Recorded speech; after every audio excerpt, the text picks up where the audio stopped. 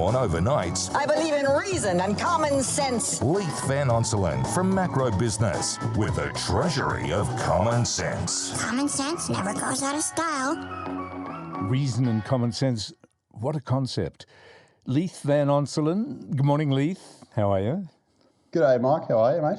I'm not bad, but it just keeps on, doesn't it? I'm looking at your graphs here. They're so stark. Sydney's immigration deluge. Is there? Mate, go it's on. crazy. It's crazy, mate. So, It is. listeners might recall the last few weeks. I think it does sound like Groundhog Day here, Mike. We seem to be talking about this almost every week. But last week we discussed the latest sort of net overseas migration and population data for the September quarter, which is the national stuff that came out from the ABS.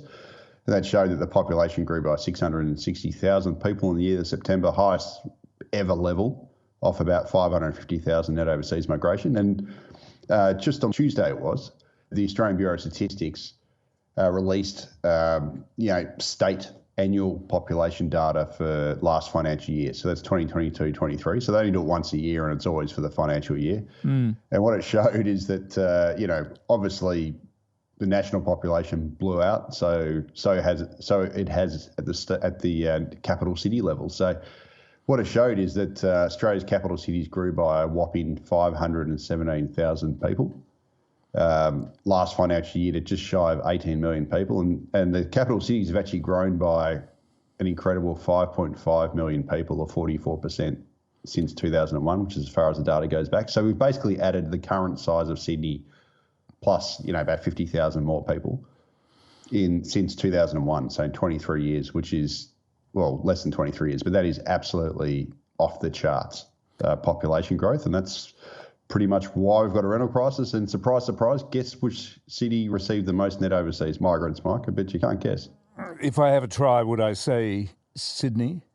Spot on, mate. So Sydney's population didn't grow by the most. Melbourne grew by slightly more, but Sydney's population last financial year grew by 146,700. And guess what net overseas migration was? It was 156,600. So the population grew by less than net overseas migration. And the reason for that was because, young families are saying, look, I've had it with this place. Housing's too expensive. It's just always, it's getting crush loaded. And people are pouring in every year from overseas.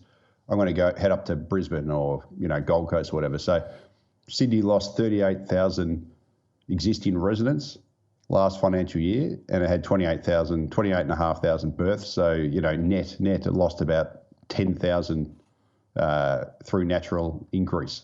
And that was obviously, offset a little bit this extreme immigration that Sydney's got. So if anyone's wondering why Sydney has a rental crisis, and this applies for Australia at large, let's be honest, but that probably tells you why. Massive 156,600 net overseas migration in 1 year. And, Sydney's population has grown by nearly it's grown by exactly 1.35 million people since 2001. And that's been driven almost entirely, nearly 100% by net overseas migration. So that is why your roads are congested. That is why you've got, it's a key reason why you got a rental crisis, or a key reason why your house prices keep going up. It's not the only reason, obviously, for that, but that is why a lot of you are experiencing these problems in Sydney, where your livability has just been trashed since around the time of the Sydney Olympics. It's because your population is absolutely blown out, and the federal government keeps force feeding more people into your city. I guess the stats absolutely speak for themselves, but I think this provides a bit of a picture to it, this sentence. A joint budget submission by the McKell Institute and the Society of St Vincent de Paul has called for at least $1 billion annual budget injection into affordable housing. Otherwise, they say, Sydney risks losing a generation of young people to dysfunction and crime. Now, as far as losing the young people, at an anecdotal level, I can absolutely see it. And of course, we've got terrible crime issues in the smaller towns, but I really see, I don't want to promote it, but I really see this kind of thing happening in Sydney and Melbourne. Yeah, that's right. And look, as usual, so we saw, you might remember last month, I think we talked about it last week, the New South Wales Productivity Commission, complained that young families were leaving Sydney, and they said that, it's all a supply issue. We've got to supply more housing, supply.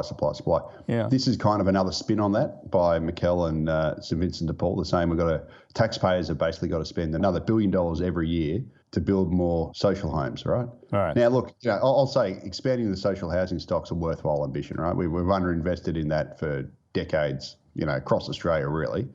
It'll be absolutely futile if the population continues to grow so aggressively via net overseas migration, because all you're going to do is taxpayers will simply be left funding the provision of social housing to new migrants.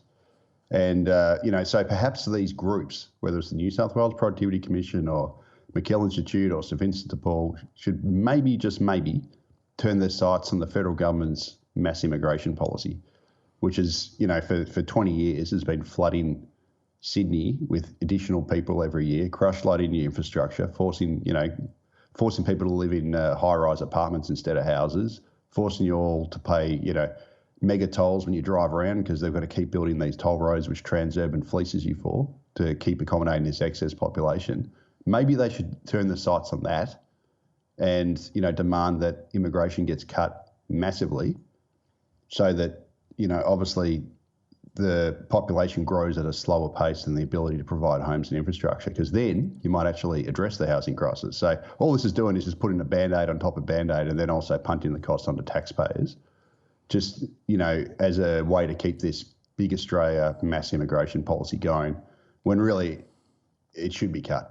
Indeed. Sydney's housing crisis is really an immigration crisis, in my view. And what you're saying, of course, promotes bitterness in the people who are already here. And, that's the sort of thing that I get people texting and calling in on the program. We keep bringing in these immigrants and putting them in social housing. Now, as far as McKell and Vincent de Paul, why do you think they don't do what you suggest? Are they afraid of looking racist or unkind or something? Yeah, look, it's pretty much, it's groupthink across the board. It's, immigration is the thing you're not allowed to discuss because then you might get tarred with the racist brush. Suddenly you'll be called a Pauline Hansonite, blah, blah, blah. So everyone skirts around this issue. And look, it's not about attacking the migrants individually and all that sort of stuff. A lot of them are very good people, et cetera, et cetera. It's just a numbers game, right? So if you're going to be growing the population so aggressively as we have done for the last 20 years, you're going to create problems. Yep. And we're seeing it most acutely right now in the housing market because we've obviously got population and immigration growth we've never seen before. And it's obviously, putting massive strain on the housing market. And we're all seeing it through rents going through the roof and vacancy rates falling and people being forced to live in group housing and increasing homelessness and all that sort of stuff. None of this is rocket science. But for some reason, we're not allowed to talk about it because if you do, you're racist, which is just stupid. Of course, we should be able to have the discussion. It should be a numbers game. Let's just talk about what is a sustainable, sensible level of immigration. A level that doesn't degrade the living standards and circumstances of the incumbent population. And let's face it, the majority of renters are lower income earners. They dominate the renters in the country. So you're hurting them the most by doing this. So if these groups care about social justice, they should be trying to look after renters by stopping this crush loading from happening. But instead, they bury their heads in the sand or they refuse to talk about it. We saw it in Q&A this week on ABC. I never watched that show, but one of my friends was on it. Yeah. And they had a whole segment on housing, the whole episode. They didn't talk about immigration. Immigration wasn't even on the agenda. It was all about supply and we need rental caps and all this other garbage. And we need to provide more social housing, et cetera, et cetera. And they didn't even put immigration on there. I mean, what we're talking about here is basic arithmetic, and basic arithmetic, as painful as it may be in the end. Yeah, and look, the whole thing is you can't pour 10 litres of water into a 5-litre bucket and expect it to fit. We've already got a traffic jam in housing, so you get the federal government diverting international traffic into that traffic jam and then wondering why it's getting worse. None of this is rocket science. There's a capacity that we've got to build houses, to build infrastructure and all that sort of stuff, and we're exceeding that capacity massively. And we have been for 20 years, and that's why we've all, felt the crush loading firsthand. No way we can get away from it, no matter how they try to spin it. Leith, Appreciate your comments and time, as always. Thanks for that. Cheers, Mike. Speak to you next time. Leith Van Onselen, who is Chief Economist at the MB Fund and MB Super, co-founder of Macro Business.